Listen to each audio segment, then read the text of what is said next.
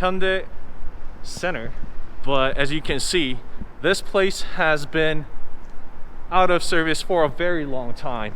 But this is actually one of the very first a body shop, I would say, solely ran by Hyundai, and this has been out of use for a number of years. However, they have turned it into a station for Ioniq 5. So this is where the past meets the future, and we're going to see the Ioniq 5 right in there. As it says on the back, welcome aboard, and let's get into it and meet that Ioniq 5. In today's video, we'll be taking a look around in the interior of the Ioniq 5, everything that you are curious about. I'll be going through all the questions that you guys have left on the community. Hopefully, I'll try my best to cover everything except for something that requires the car moving. And that's how you operate the door handle. You can push it and push it up, and it does so with the remote control. And once you get in, the interior really stands out with a bright tone that really suits well with Ioniq 5's identity, I would say. And here, some people get lost. There is a door handle right here that you can reach out and easily close the door. And of course, it's due to the anti-flicker. It is not flickering. It is on ambient light. You can get it also at the bottom here. And very nice design in place. If we've never seen this before, and it's only possible because it's Ioniq 5. And of course, with the center console moving, the island type, you can push it front and back. Air vent sits on the sides of the pillars, left and right there. And the finish, I don't know if it's aluminum, but I mean, it doesn't feel all that cold, so I'm pretty sure it's not aluminum, but it really is fancy. So unfortunately, as for the second row, there is no USB-C type, but rather just the conventional USB types. You have 2 ports, and as for the depth of this one right here, it's quite deep enough. We have 2 grill meshes both on the left 2 seats, and also automated sliders on the passenger seat. That again, which is really useful when you have kids sitting on the back. And on the second row seats, there is only heated seats, and you have a curtain right here that operates manually. And I'm inside the second row of Ioniq 5, and I have no problem moving to the left and right from the second row seats. Just look how laid back I am. And this is tilted all the way to the back. However, it really provides a comfortable comfiness that I have never witnessed in any other car. You cannot tilt the car as this much. And so going back and front, this is made manually, and that's because, I mean, you know, if you don't really want automated seat for the rear seat, especially for this. However, when you play around with the buttons here, the top and bottom, the sliders at the bottom here, this is automated. So the slider at the bottom is automated.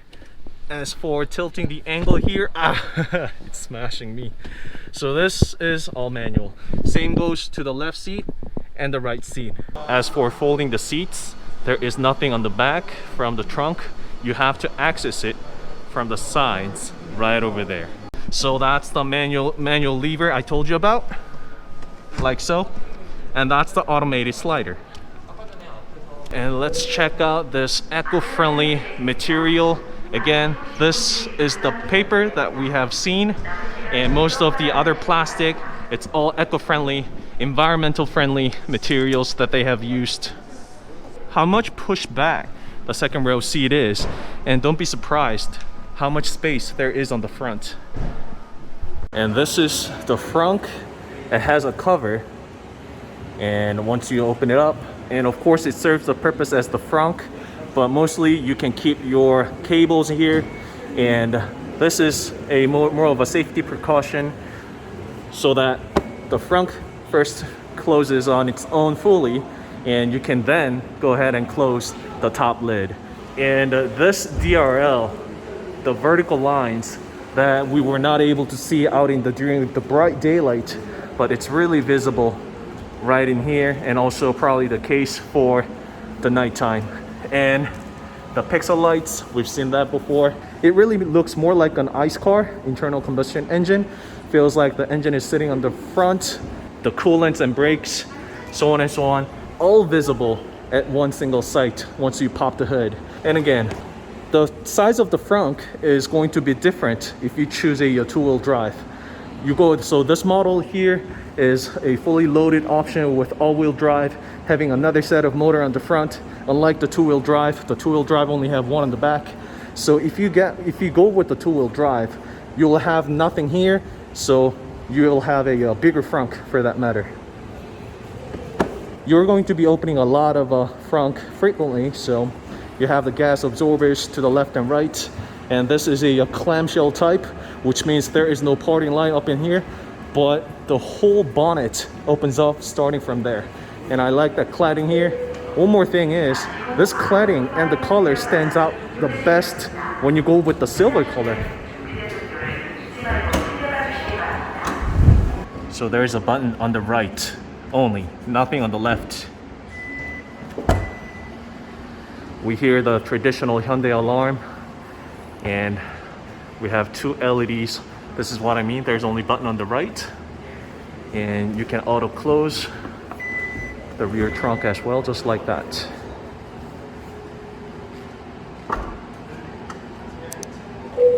And as for the charging port, you can do so, open and close. And you can also close it with the button, just like that. And this is the digital side mirror, as you can see. And the interior console is made up with white bezel wrapped all around, and the button is sticking out, as you can see, some of the same stuff that we have seen from the other Hyundai cars, and the button type for selecting different drive modes. And this light comes up when you have the car on, so this is, instead of the paint, this is all digital and lights, nothing on here. The rumor has it this will be utilized as some kind of display as well in the near future.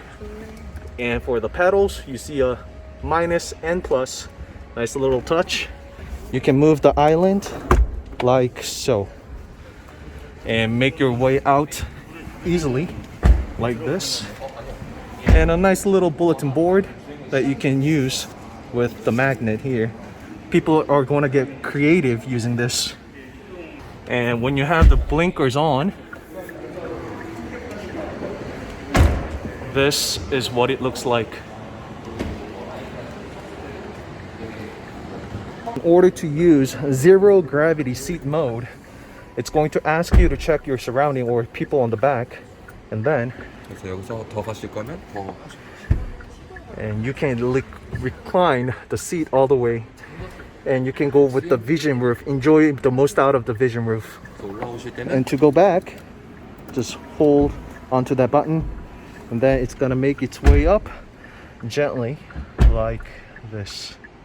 And this is the charger port that you'll be using in order to activate the V2L from the outside. And it's just a simple direct plug and play. Plug in here, right? And then you'll see 220 volts or 110 accordingly right up there.